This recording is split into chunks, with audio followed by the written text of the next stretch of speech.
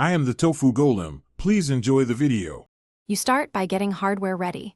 Plug the Xbox controller into your PC or pair it in Windows settings so inputs register. Next, open Steam and enable Steam input under controller settings. This lets Steam translate controller signals into keyboard events. Make sure Genshin is closed before adding it to Steam as a non-Steam game.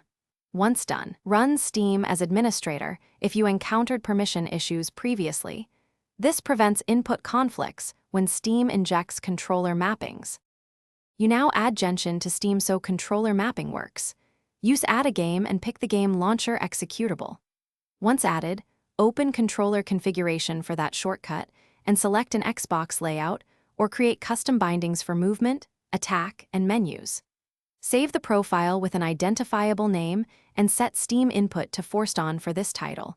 That ensures Steam processes controller inputs before Genshin. Make sure to test the profile in big picture mode, briefly, to verify buttons respond as expected.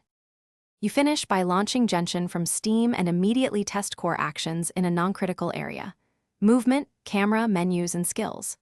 If any button is incorrect, return to Steam controller configuration and remap that input. This is faster than in-game changes.